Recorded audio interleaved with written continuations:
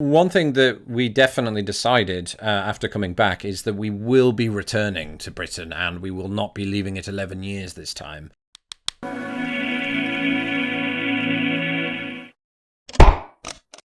Hello and welcome to the latest episode of Finding Britain. I hope you're having an absolutely gorgeous Friday, or a moderately attractive one, whatever that means. I am back. I'm back from England. I'm still in my holiday gear, even though we got back about a week ago. Now, admit it, you thought I wasn't coming back, didn't you? Hey. Well, we ran out of money, so we had to. No, the intention was always to come back. I mean, it was just a holiday/vacation, but a bloody good holiday it was. So good that we captured about 25 billion hours of video footage of the trip, which is pretty amazing. And of course, as you must expect, there'll be a lot of that video footage coming your way in the coming weeks. The plan is to not speak so regimentedly. Is that a word?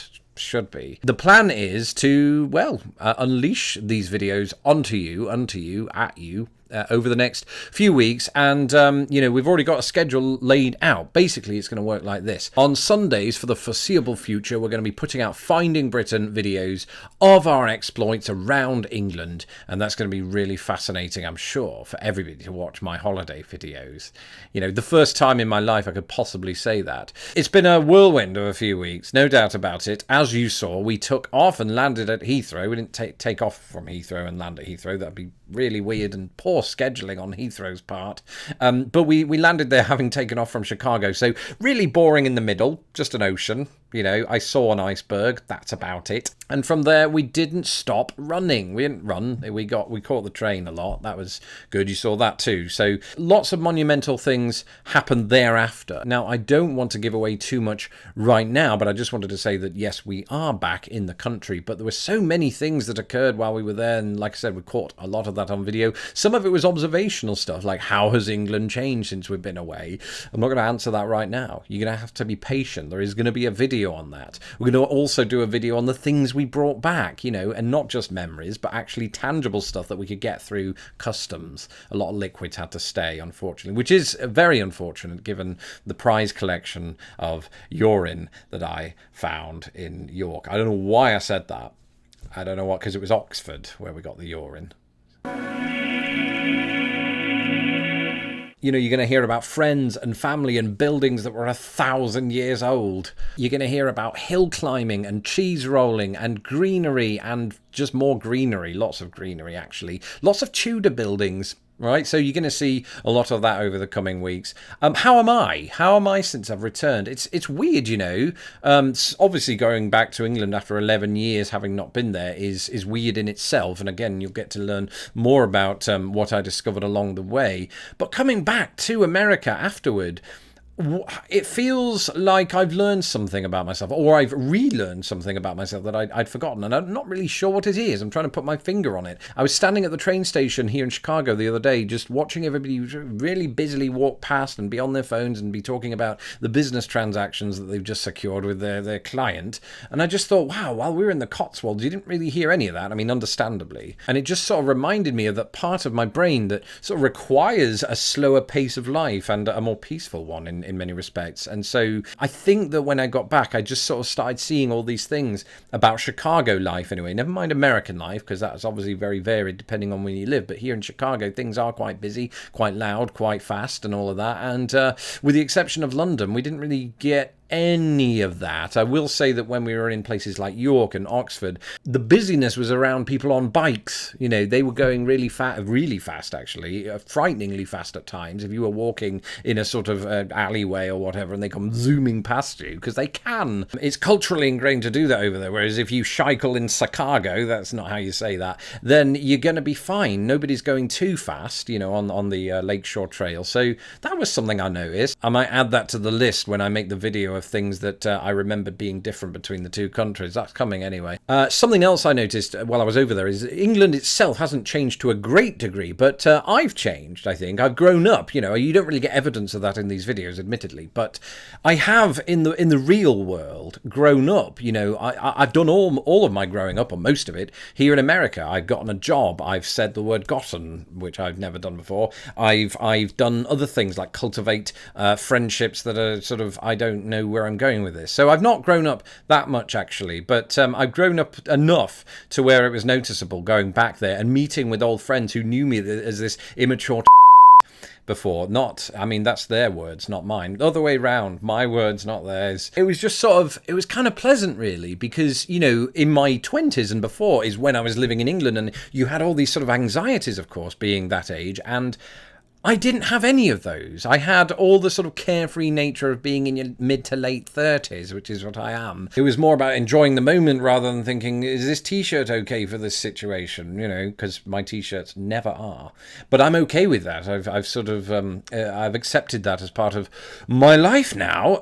But back in the day, you know, I was doing it to impress girls mostly, but I got married, so I don't have that interest anymore, and I could just sort of relax and enjoy myself. And you know, particularly when I went back to places like London and Grimsby, in which I'd previously lived, and just see them in a different light, places that I no longer live, happy to visit, and can just sort of see it with an outside eye now. Grimsby, I very much did that, and London as well.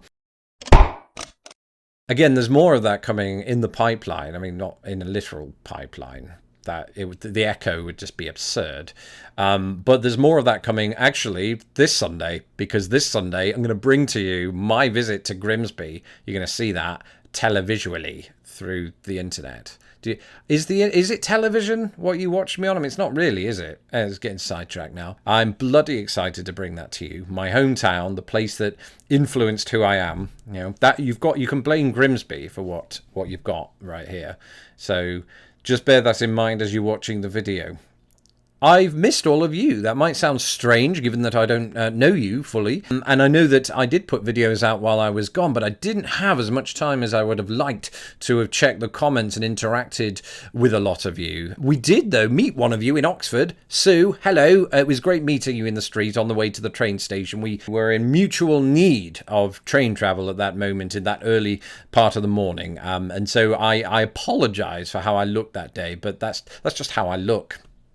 One thing that we definitely decided after coming back is that we will be returning to Britain, and we will not be leaving it 11 years this time. In fact, it could be within the next year, that's the hope, to see more of it. You know, we saw like my hometown, we saw London, we saw Gloucestershire and Yorkshire. But what about Lancashire? What about the southwest and the southeast and the south coast in general? What about, you know, going up to Scotland? What about Wales? What about Northern Ireland, a place I've never been to? What about all of that and beyond? So that's in the pipeline. Again, not a literal one, although that would be good for visual effects, so I might build it into the budget. Don't know. Just ignore me. I'm being very stupid right now. It's because I'm tired after flying yesterday. I've just realised we got back a week ago, so that joke doesn't really fly. Don't. I want it noted here as well, just because, you know, the videos have been kind of light over the last few weeks while we've been travelling around, that normal service is set to resume. Yes, we have these videos coming out on Sunday around the Finding Britain series. That's the slot that we want to put them in. But there's going to be videos in the middle of the week too, and that will be not just Finding Britain, but we'll be back to our Finding America series, as well as Distant Words and all the other good stuff like Halfway Planet with the Wife. And so lots of videos in the works with locations including the Cotswolds, my bed, and other versatile locations like the living room.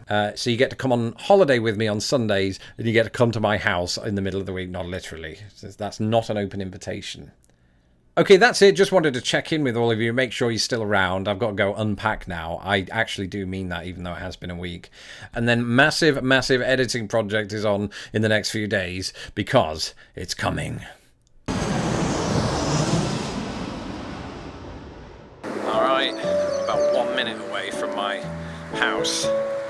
This is, it's weird. I've got feelings of nerves, but excited nerves after all this time. I was just saying to Tara that everything that's behind me now that we've walked through, I thought to myself, oh yes, this makes sense. I feel at home. But everything that's still to come, I'm unsure about. So it's going to be very interesting how this pans out. Hello, as you can see behind me, we are back in America now. This is my Chicago apartment, but we had a fantastic time in England. The weather held up, as did my trousers. They had no choice because I ate so much bad food. Good food, but bad for you. So thank you for watching this episode of Finding Britain. We have so many more coming your way here over the next few weeks, months, years, and millennia. Probably not millennia, I'll be dead by then. But, you know, if you like what you saw here, why not join these fine folks that you see to the right and help support this channel. The support of our patrons at patreon.com/lostinthepond really help to make our channel grow and to be able to produce the videos that we produce. One of the many perks of being a patron of our channel, as our $5 or more patrons found recently, is that we sent postcards to those very patrons from the United Kingdom. And speaking of postcards, this applies to anyone, patron or otherwise. If you have received any kind of postcard in your life and you still have it, why not share that with us on social media using the hashtag #LostInThePostcards. And if you do that, you'll be entered by us into a book draw to receive a copy of Lynn Murphy's The Prodigal Tongue. So get those social media posts sent to us. You can also email us, as some of you have, but put up a picture of your favorite postcard, and again, use that hashtag #LostInThePostcards. If you like this video, why not check out another one of ours by clicking this video here to the left. And as ever, if you haven't had the chance to do so, you can subscribe to Lost in the Pond by punching my stupid little face. Until next time, cheerio.